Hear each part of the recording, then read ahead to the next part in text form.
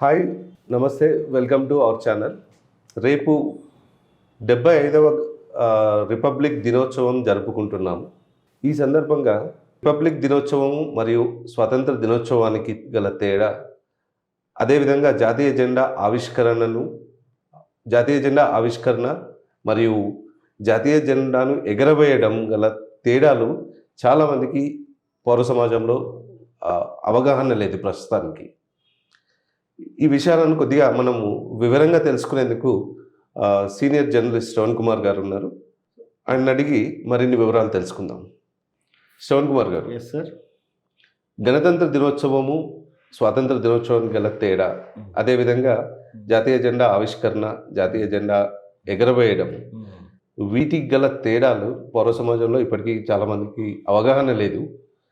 కొంచెం మళ్ళీ ఒకసారి ప్రజలకి అవగాహన కోసం మీకు తెలిసిన విషయాలు కొద్దిగా చెప్పండి. చాలామందికి రిపబ్లిక్ డే, ఇండిపెండెన్స్ డే అంటే స్వాతంత్ర దినోత్సవం, గణతంత్ర దినోత్సవం రెండు ఒకటే అని, తేడా లేదని, ఆ రోజు జెండా మనం ఎగరవేసుకుంటున్నాం, ఈరోజు ఎగరవేసుకుంటున్నాం, ఆ రోజు పిప్పర్మెంట్లో చాక్లెట్లు పంచుకుంటున్నాం, ఈరోజు పంచుకుంటున్నాం అనే ధోరణిలోనే ఉన్నారు, చాలామంది ఉన్నారు.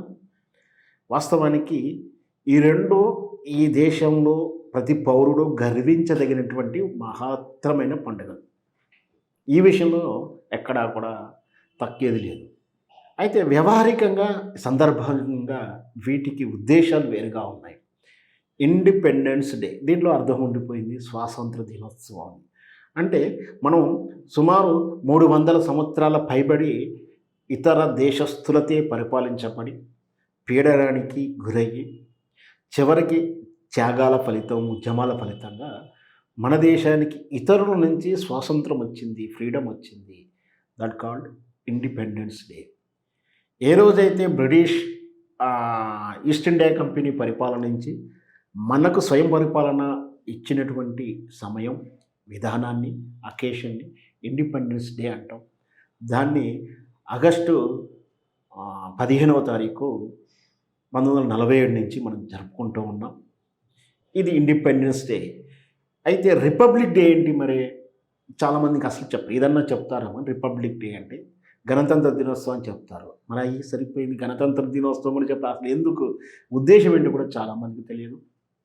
గణతంత్ర దినోత్సవం అంటే మనం పరిపాలించుకునే విధానాన్ని, మనం ఏ విధంగా ఉండాలి, మన కట్టుబాట్లు ఏంటి, మనం ఎంత క్రమశిక్షణతో ఉండాలి, క్రమశిక్షణ తప్పితే ఎలా ఉండాలి, ఎవరు పరిపాలించాలి, ఎవరి పరిధి ఏమిటి, ఎవరు మనల్ని పరిపాలిస్తారు, పరిపాలించే వాళ్ళని ఎవరు ఎన్నుకుంటారు, విధి విధానాలన్నీ కూడా మనం స్వతంత్రంగా పరిపాలించే మన చట్టాలు మనం తయారు చేసుకొని మన రాజ్యాంగాన్ని, మన చట్టాలను అమలుకు తెచ్చుకున్న దాన్నే ఈ గణతంత్ర దినోత్సవం వేడుకగా చేసుకుంటాం.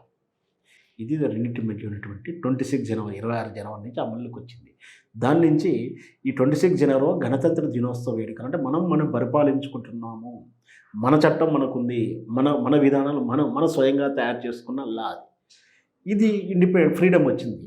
అయితే మనం జెండా ఆవిష్కరించుకొని, జెండా వందనం చేసుకొని మనం వేడుక జరుపుకుంటాం. అయితే ఈ రెండింటికి రీజన్ ఎలా తేడా ఉందో, ఈ జెండాని గౌరవించడంలో కూడా, జెండాని చేయడంలో కూడా కొంచెం చిన్న వ్యత్యాసం, పెద్ద వ్యత్యాసం ఇంకా చిన్నదైనప్పటికీ అది గుర్తించదగినటువంటి వ్యత్యాసము. ఇండిపెండెన్స్ డే రోజు మన జెండా కింది నుంచి పైకి ఎదురుతూ ఇట్లా పైకి తీసుకెళ్తూ అక్కడ వికతం చేయాలి, అక్కడ రెపరెపలా ఎగరాలి ఆ ముడి విప్పితే. అంటే ఏంటంటే మనం కింది అంటే పీడనం నుంచి బయటికి ఎదిగామన్నట్టు సూచికంగా, మనం స్వతంత్రంగా ఎగురుతున్నామని చెప్పే సూచనగా జెండాని కింది నుంచి, అంటే కింద ముడేసుకొని ఆ కర్రకు అలా కట్టినప్పుడు అలా పైకి తీసుకెళ్ళి అలా లాగేస్తే జెండా రెపరెపలు ఆడుతుంది.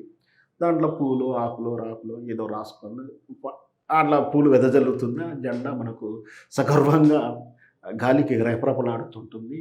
అది కానీ రిపబ్లిక్ డే మాత్రం ఇలా కింది నుంచి పైకేం పంపించరు, ఆల్రెడీ అక్కడ ఉంటుంది, దాన్ని మాత్రమే ఇలా ఎగరవేయడం అంటారు.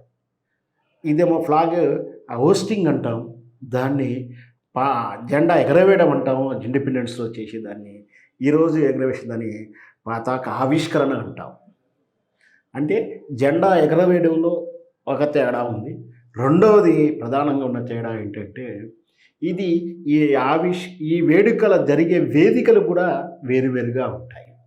ఇండిపెండెన్స్ డే మనం ఎర్రకోటలో చేసుకుంటాము. రిపబ్లిక్ డే వేడుకలను పెరేడ్ గ్రౌండ్‌లో రాజ్‌పథ్ అంటాం దాన్ని. మామూలుగా వ్యవహారిక పెరేడ్ గ్రౌండ్‌లో చేస్తూ ఉంటాం. వేదికలు వేరు. మూడోది ప్రధానంగా ఇక్కడ ముఖ్య అతిథి ఇండిపెండెన్స్ డే రోజు మన చేత ప్రజల చేత ఎన్నుకోబడినటువంటి సుప్రీంగా పిలువబడుతున్నటువంటి పోస్ట్ ఏదైతే ప్రధానమంత్రి.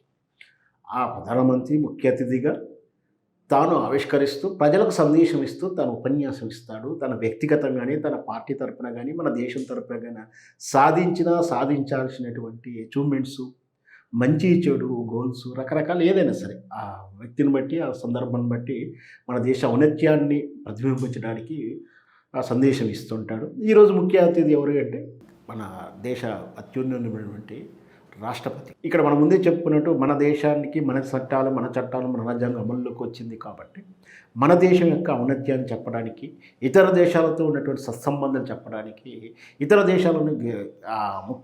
దేశ అధిపతులను రకరకాల అధిపతులు అంటే ఒకసారి ఎంబసీ నుంచి కానీ విదేశాంగ మంత్రులు కానీ ప్రధానమంత్రులు కానీ సరే ఏ నాయకుడైనా సరే ఒక విదేశీ రిప్రజెంటేటివ్స్ని ముఖ్య అతిథిగా పిలుచుకొని మన ఔన్నత్యాన్ని మన అచీవ్మెంట్ చూపించుకుంటూ ఆ దేశంతో మన దేశాలతో ఉన్నటువంటి సత్సంబంధాలు భవిష్యత్తు ప్రణాళికల నుంచి చర్చించే వేదికగా వాళ్ళని ముఖ్య అతిథులుగా పిలుచుకొని వేడుక చేసుకోవడం ఈ రిపబ్లిక్ స్పెషాలిటీ. అంటే ముఖ్యంగా మొదటి డిఫరెన్స్ ఏంటంటే రిపబ్లిక్ డేకును ఇండిపెండెన్స్ డిఫరెన్స్ ఏంటంటే ఇండిపెండెన్స్ మన స్వాతంత్రం వచ్చింది. రిపబ్లిక్ అంటే మన గణతంత్రం, మన చట్టం, మన చట్టాలు, మన రాజ్యాంగం అమలు చేసుకున్న విధానం.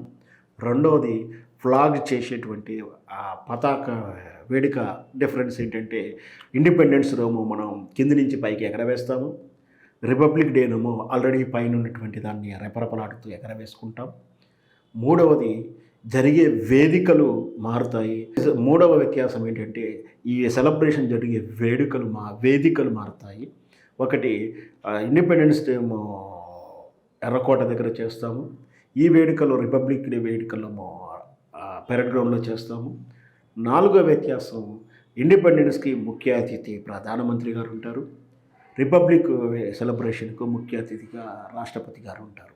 ఈ విధంగా 4 ప్రధాన వ్యత్యాసాలు ఉన్నాయి. చాలా చక్కని విశ్లేషణ తెలియజేశారు. ధన్యవాదాలు శ్రవణ్ కుమార్ గారు.